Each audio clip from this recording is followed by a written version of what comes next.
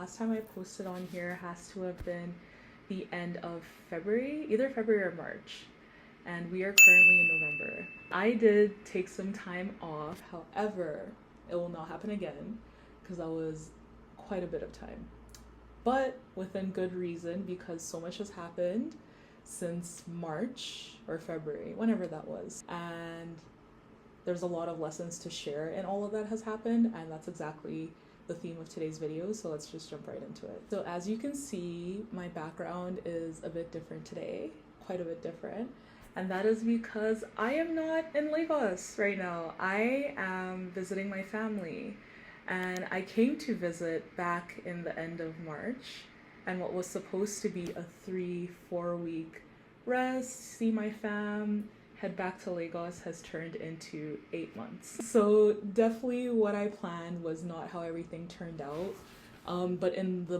best of ways. In fact, when I realized that my plan to go back so soon was a bit premature, I decided that I needed more time and I allowed myself to have more time.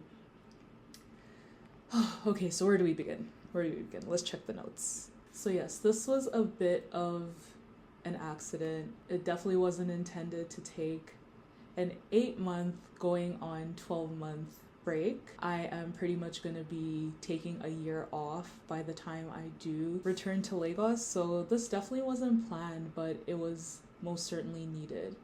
When I came back in March, this was my first time back in North America since 2023. I stayed in Nigeria for 2 years straight, and that also wasn't planned. The original plan was I was going to go to Nigeria for 3 months. My return ticket was for March. Go to Nigeria for 3 months, see how I like it, see if I am able to integrate myself properly, if my goals are aligning in that environment, and then come back and then decide what I'm gonna do. Well, as you all know, 3 months turned into 6 months turned into 12, and then I did a full year over there. And within my full year in Nigeria, I learned so much about myself. I learned so much about people. I learned so much about business.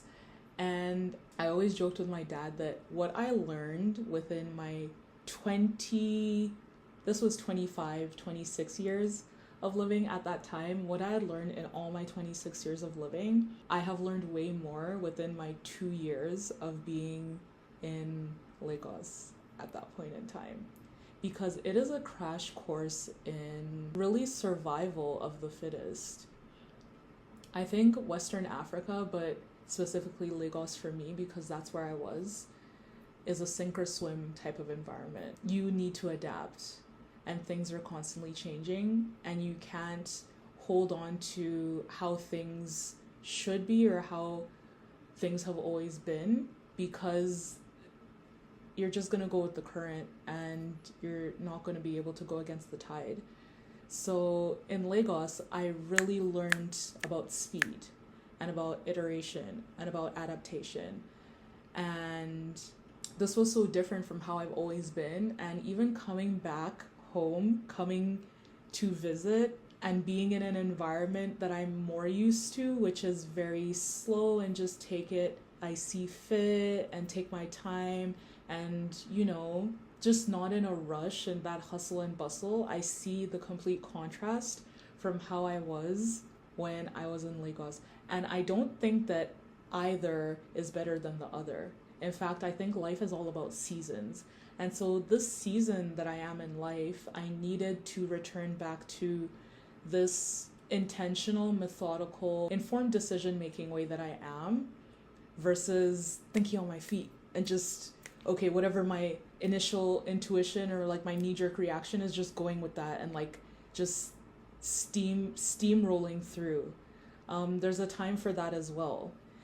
But it wasn't through me being in either environment permanently that I'm able to see the benefits of the other environment. So when I was in Lagos, I kept romanticizing coming back home because I'm like, this place is just so tough. And I'm not one that breaks under pressure easily. Not at all. I really don't like being called strong, and I don't like the strong woman narrative.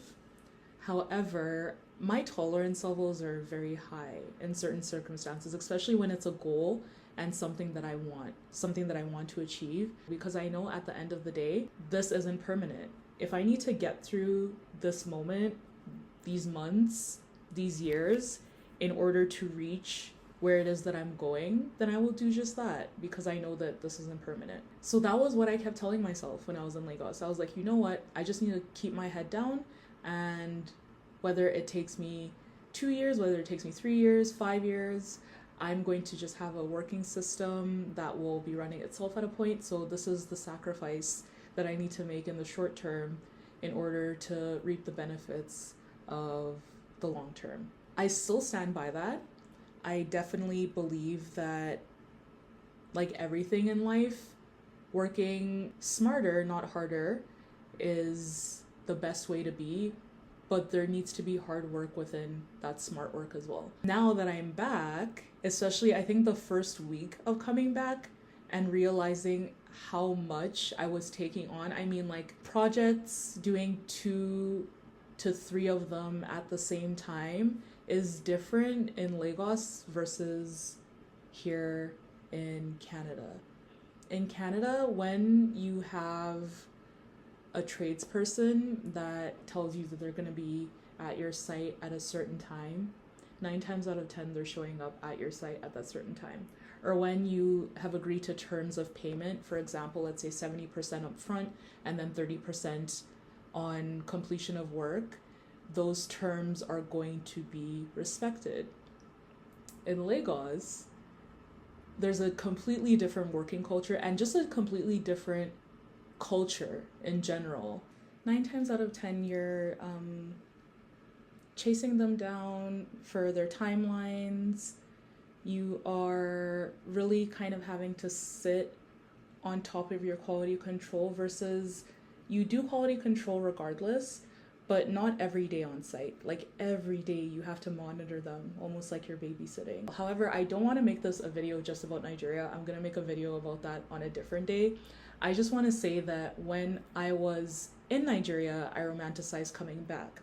Now, when I am back now, even though I did need the time to rest and re-strategize and rethink and reposition, now I understand the importance of speed, because from April to I was supposed to return in September, and then a work trip came up, so I needed to go source some items. Then my return, I was just like, you know what, let's just round up and let's just make it a full year and I'll go back in the new year. During this period of time, even though I'm taking the time to think deeper and longer, in hindsight, I do see some areas where I would have benefited of thinking quickly and being more tact and speedful with my decision making. So sometimes in life, where you currently are, you think that you need to be somewhere else and then everything will be perfect. And when you're in that somewhere else, you realize all the lessons that you've learned in Nigeria or in Canada or wherever it is that you're based. So the lessons that I believe I've learned in Nigeria is, first of all, if I can take on Lagos, I can take on anything. I can take on anything. I am the type of person that everything is going to work out for. I'm not saying that in a arrogant way.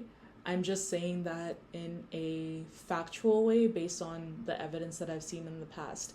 And it's not that everything is going to work out exactly how I expected in the first time around and easily, but everything definitely works out because I never, ever, ever, ever quit.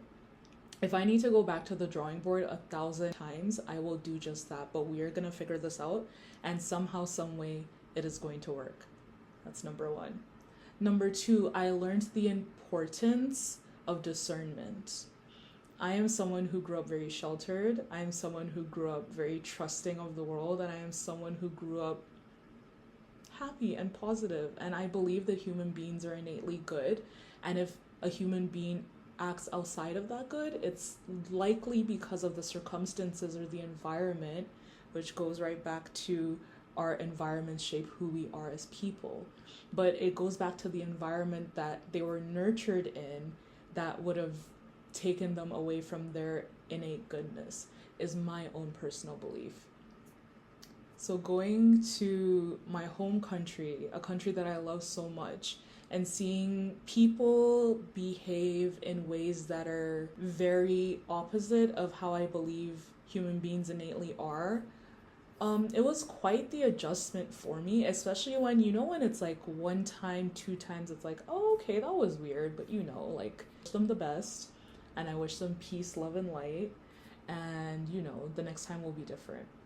But seeing that it's actually the majority, like in terms of integrity, especially when it comes to work, just people not keeping to their words with timelines, or knowing for a fact up front that artisans are like adding extra tax because they just assume that it's going to be paid for. And I'm very, very happy to pay for quality work, but then finding out what the actual cost of things are a few times that happened to me, that was very interesting. So I think just seeing that, okay, in this environment, people's default is to see how much they can get away with versus just doing what I believe is the right thing, that was very different for me as well.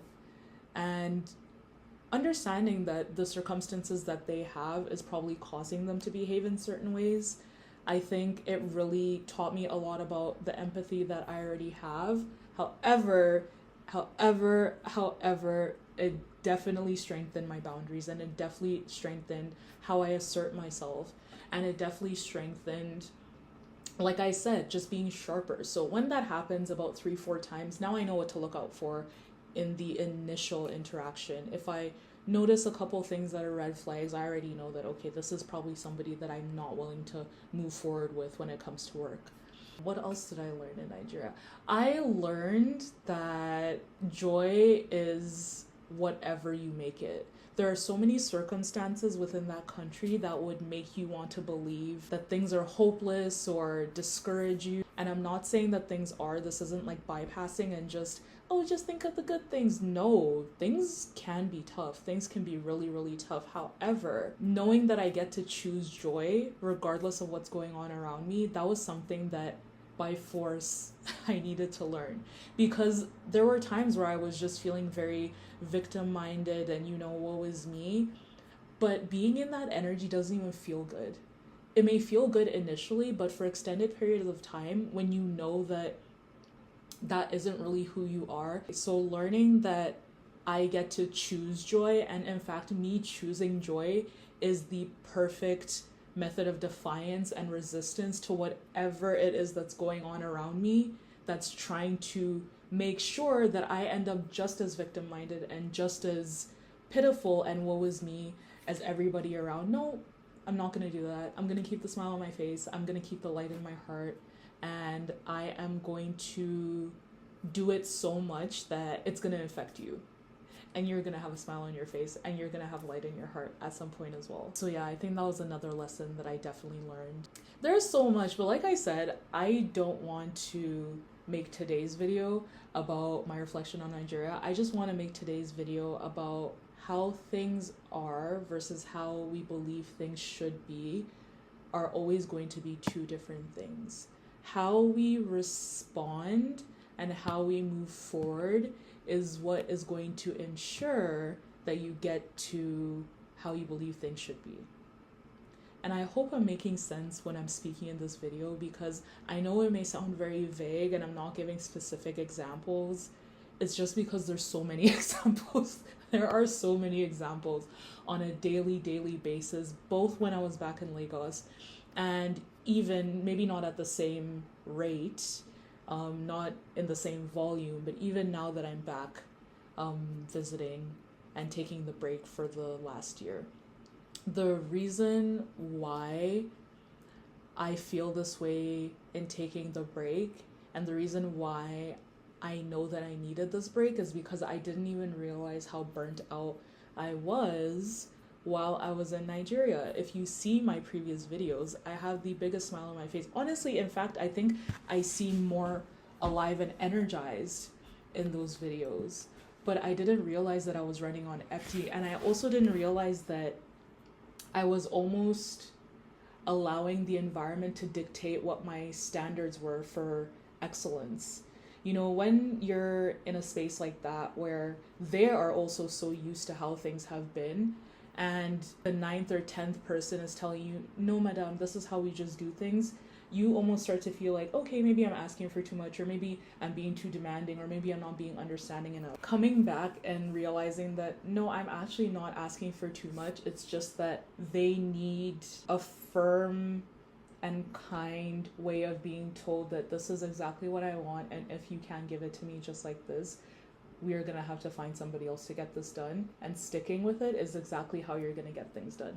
Because there are people that are doing amazing, amazing things in Nigeria. There are people that are doing amazing buildings and developments and redesigns. And the projects that I worked on, they were amazing. I am grateful. What I'm saying though is the process of getting it done was not sustainable for me at that point in time. And now coming back and realizing, okay, how I can make it sustainable for where I'm currently at and where I would like to go is only something I could have done through taking this amount of time. Because I would have just came back for about 3 weeks and jumped right back into it, not even realizing that what has been happening could be done better. So I think realizing that your environment is so critical for whatever it is that your goals are and how you achieve them. And also realizing that when your environment kind of wants you to reduce or settle to its level, you need to stand firm in what it is that you want and what your own standard is, and let your environment come and meet you right there. It shouldn't be you coming down here. It needs to be the environment coming up here. So now that I have been back for 8 months going on 12 months, what have I been doing? Well, catching up with loved ones, my family first and foremost. I visited a few friends. Like I said, went on a sourcing trip in China. I am absolutely mind blown with what they are doing in that country. And in fact, I think China was what lit up a fire underneath me once again in order to go back to Nigeria and finish what it is that I started. Before going to China, I was relaxing and I was just kind of repositioning. And for a second, I was thinking, well, you know, I don't need to go back to Nigeria to achieve everything that I want. I can do that right here, and maybe my dreams of creating jobs and impact back home needs to be put on the back burner for now, and I need to build myself up as a young lady, and then maybe when I'm in my middle ages that I can go back and create that impact. That was genuinely how I was thinking during this time of me taking a break. However, when I went to China and just saw how enterprising that country is, just like Nigeria, everybody has a business and everybody has something to sell you, but they do it with so much kindness and grace. And it is business at the end of the day, don't get me wrong, but the Chinese are so hospitable with their business. It just reminded me of that standard that I want back home. And that standard is already in the Western world. Like, I'm not going to create anything new or of impact over here in that sense, but I can do that in a country that is so rich in human resources. But I believe that they just need the direction and the patience and the firmness in order to get it to that standard that I know that we can achieve. So I did that. I played tennis. I have a mean backhand right now. It's chilly, so I'm about to switch into indoor tennis, but I've been doing that, Pilates, yoga, reading, writing, a lot of writing. I have slowly but surely started to get over my fear of being perceived on the internet. This is different on YouTube because there's like a few people here and not too many people know about it, so I can feel more vulnerable and open. But my Instagram account that I grew organically for design, I think at its peak it was at 145,000 people. Now it's at about 120 something thousand people, just because I was not posting for about a year or two straight. Yeah, that was freaky for me because it was really freaky. So I was like, I don't know these people. These people don't know me.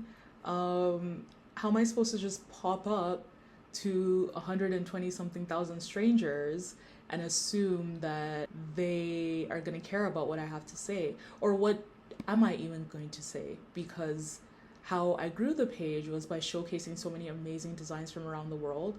But now that I've started my own projects, they're on the smaller scale and we're getting there. However, what if this isn't what they followed for in the first place? And what if they don't like it?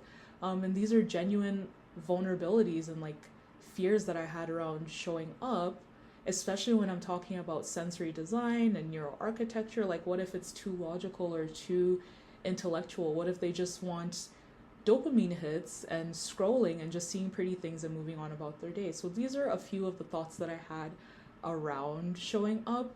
And one day I was just, not one day actually, it took a lot of back and forth, but one day, what did I start with? I posted something that had my face on it. I can't remember, but I just showed up. Is the point. I just showed up. I just pressed post with my eyes closed, looking in between, and I just showed up. And so I've been building that muscle of just consistently showing up when I don't want to, showing up when I feel like not too many people care. The account is a bit dormant now because I hadn't been posting for about 2 years. So the engagement isn't what it was at its peak back in like 2021 or 2022, I believe. So I just need to show up anyways. And I think what has helped me show up anyways is knowing that I'm not doing this for myself. Somebody needs to hear this. So even when I started this YouTube channel, I remember I said that this page is going to be the love letter to my younger self and something that I wish I could have been watching when I was younger and needed it the most. So when you take yourself and your feelings and your emotions out of the how am I going to be perceived, what are people going to think, do they care, will it make sense, and you just know that, okay, this is my calling and my mission and somebody needs to hear this, it takes that weight off of you because it's no longer about you. It's about the rest of the world. It's about something bigger than you. And even if just one person benefits, then it'll make it all the worthwhile. And the funny part is, even though it's still warming up and even though it's not as peak as it was, people are resonating. There's somebody that sent me a DM on my personal Instagram account after I posted a few of these videos just talking about sensory design on the business page. And the person said that he has been following me from the beginning. I opened that Instagram back in 2019. And he said he's been there since the beginning. He is so surprised that this is the person behind it. He absolutely loves the page. Just being so kind. And it honestly made me a bit emotional because you just never know. And I think that it's so important that more people continue to put out their light and put out their gifts, because there is so much that is negative that's going on around our space and in our world. So if you can just try and counterbalance that with the good and impact people positively, I think that is so beautiful. And I'm not saying that it's going to change the world. I have no idea where the world is heading. I am just as holding on to the edge of my seat as everybody else is. However, it'll change something for someone on a specific day. It'll put a smile on someone's face, even if it's for one day. And I think that means so much. So yes, these are a few of the lessons that I have learned within the last 8 months of slowing down, looking within, taking the time. And I'm grateful to have been able to take this time because I know that my next season is going to be that season of iterating, going. But I'm excited. I'm excited because I see the benefits of both. Moving forward on the page, if you haven't watched my intro video, I would love if you go do that because it'll speak about everything that I intend to be posting about here on YouTube. It's not just going to be design, even though I love design, but especially during this time of introspection, I think there's so much room for all the other gifts, and especially when it comes to personal well-being and reflection, health and beauty, and just being authentic and what authenticity means for you. And I'm gonna be posting some vlogs. I filmed my entire trip to China, so I'm gonna be posting that coming up in the next few weeks. So yes, I am so glad to be back. Thank you for watching, and I look forward to seeing you in the next video.